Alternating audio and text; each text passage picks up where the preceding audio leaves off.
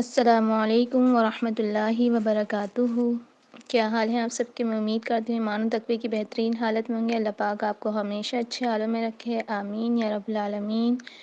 جو آج کا ہمارا سیشن اس کو سٹارٹ کرتے ہیں۔ رب اشرح لی صدری ویسر لی امری واحلل عقدۃ من لسانی یفقہوا قولی رب زدنی علما۔ اللہم ارنا الحق حقا وارزقنا اتباعہ وارنا الباطل باطلا وارزقنا اجتنابہ۔ اللہم فقہنا فی الدین، آمین۔ بسم اللہ الرحمن الرحیم۔ اللہ پاک سے دعا کریں گے جو میں نے سوچا ہے اس کو صحیح طریقے سے حق کے ساتھ بیان کرنے کی توفیق دے، آمین۔ آج کا جو ہمارا ٹاپک ہے وہ ہے دجال کے فتنے سے کیسے بچا جا سکتا ہے۔ خود بھی سنیے اور آگے بھی شیئر کیجیے، جزاک اللہ۔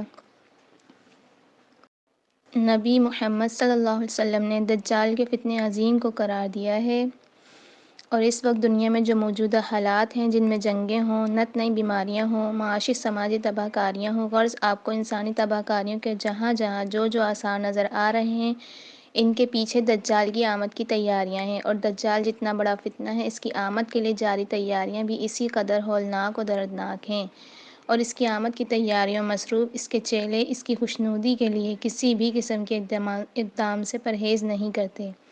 اس کا ثبوت دنیا میں موجودہ حالات ہیں۔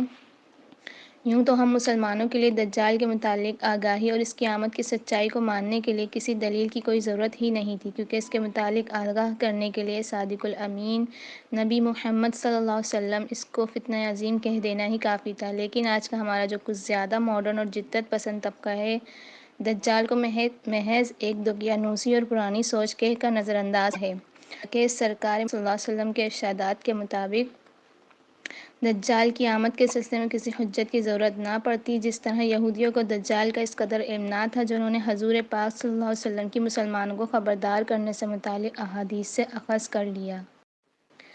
آج یہودی دجال کی آمد کے لیے صدیوں سے منتظر رہنے کے بعد شدت سے پکار رہے ہیں۔ انہیں یہ یقین ہو چلا ہے کہ ان کی دجال کے حوالے سے تمام در تیاریاں مکمل ہیں، لیکن دوسری جانب جن مسلمانوں کو آگاہ کیا گیا تھا وہ یا تو دجال کے ذکر کو محض پرانی باتیں قرار دیتے ہیں، اور یا پھر اس کے ذکر سے خوف محسوس کرتے ہوئے اس پہ بات کرنا گوارا نہیں کرتے، اور یا انہیں دجال کا ذکر کرتے شرم سی محسوس ہوتی ہے کہ لوگ کیا کہیں گے وغیرہ وغیرہ۔ خیر، آج کی تحریر کا مقصد دجال کے متعلق احادیث مبارکہ کی روشنی میں ان لوگوں کو آگاہی دینا ہے جن کے خیال میں دجال نامی کوئی چیز وجود ہی نہیں رکھتی، یا رکھتی ہے تو یہ باتیں پرانی ہیں، تو احادیث کی روح سے دجال کی آمد کو ثابت کرتے ہیں، اور گزارش ہے کہ اب وقت آن پہنچا ہے کہ آپ دجال کو پڑھیں، اسے سمجھیں اور اس فتنے سے آگاہ رہیں۔ ابو ودل سے روایت ہے کہ سیدنا ابو سعید خدری رضی اللہ عنہ نے مجھ سے کہا، کیا خوارج دجال کے ظہور کا اقرار کرتے ہیں؟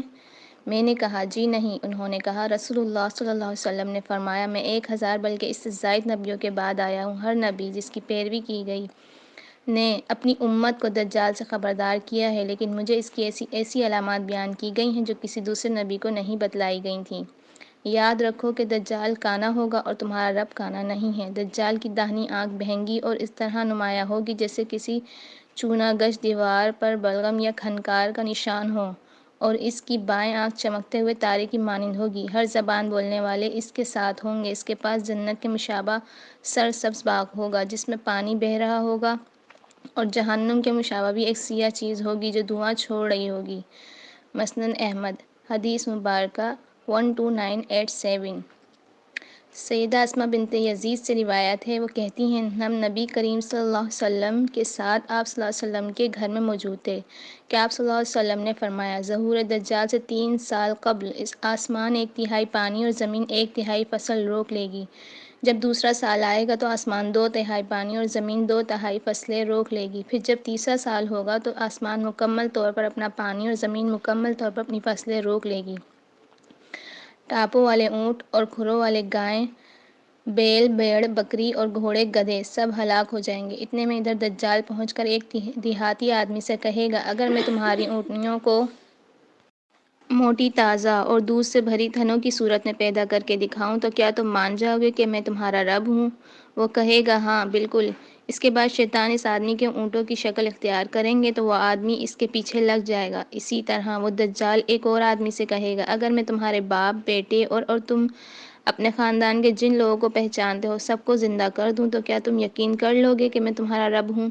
وہ کہے گا ہاں بالکل، پھر وہ شیطان کو ان لوگوں کی شکل میں پیش کر دے گا تو وہ بھی اس کے پیچھے چلا جائے گا۔ اس کے بعد آپ صلی اللہ علیہ وسلم باہر چلے گئے اور گھر میں موجود سارے لوگ رونے لگ گئے۔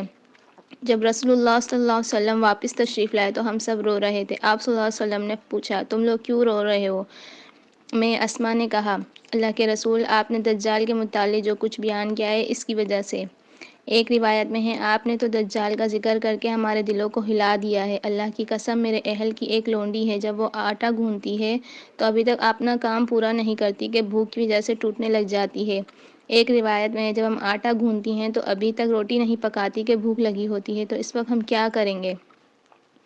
رسول اللہ صلی اللہ علیہ وسلم نے فرمایا اس وقت اہل ایمان کو کھانے پینے کے بجائے تکبیر، تسبیح اور تحمید کفایت کریں گے۔ پھر آپ صلی اللہ علیہ وسلم نے فرمایا تم لوگ نہ رو، کیونکہ اگر میری موجودگی میں دجال کا ظہور ہو گیا تو میں اس کا مقابلہ کر لوں گا، اور اگر میرے بعد ہوا تو ہر مسلمان پر خلیفہ اللہ تعالیٰ خود ہوگا۔ مسند احمد جلد 12 حدیث مبارکہ 12969۔ ہم سے مسلم بن ابراہیم نے بیان کیا، انہوں نے کہا ہم سے ہشام دستوائی نے بیان کیا، ان سے یحییٰ بن ابی کثیر نے بیان کیا، ان سے ابو سلمہ نے اور ان سے ابو ہریرہ رضی اللہ عنہ نے بیان کیا ہے رسول اللہ صلی اللہ علیہ وسلم اس طرح دعا کرتے تھے اللہم انی اعوذ بک من عذاب القبر ومن عذاب النار ومن فتنة المحیا والممات ومن فتنة المسیح الدجال۔ اے اللہ میں قبر کے عذاب سے تیری پناہ چاہتا ہوں، اور دوزخ کے عذاب سے، اور زندگی اور موت کی آزمائشوں سے، اور کان دجال کی بلا سے تیری پناہ چاہتا ہوں۔ صحیح بخاری شریف حدیث مبارکہ 1377۔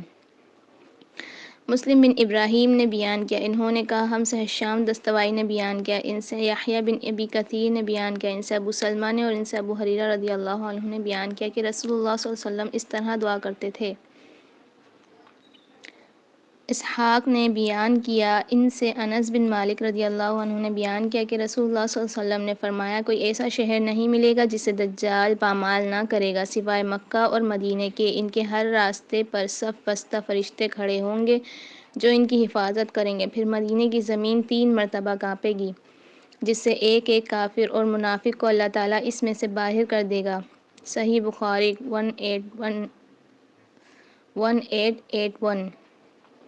ابو نعیم نے بیان کیا، ہم سے شیبان نے بیان کیا، ان سے یحییٰ نے، ان سے ابو سلمہ نے اور انہوں نے ابو ہریرہ رضی اللہ عنہ سے سنا، آپ نے بیان کیا کہ نبی کریم صلی اللہ علیہ وسلم نے فرمایا کیوں نہ میں تمہیں دجال کے متعلق ایک ایسی بات بتا دوں جو کسی نبی نے اپنی قوم کو اب تک نہیں بتائی۔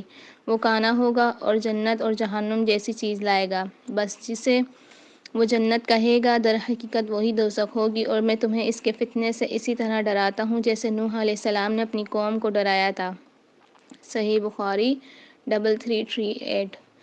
فاطمہ بنت قیس رضی اللہ عنہا کہتی ہیں کہ میں نے رسول اللہ صلی اللہ علیہ وسلم کے منادی کو پکارتے سنا لوگو نماز کے لیے جمع ہو جاؤ، تو میں نکلی اور جا کر رسول اللہ صلی اللہ علیہ وسلم کے ساتھ نماز ادا کی۔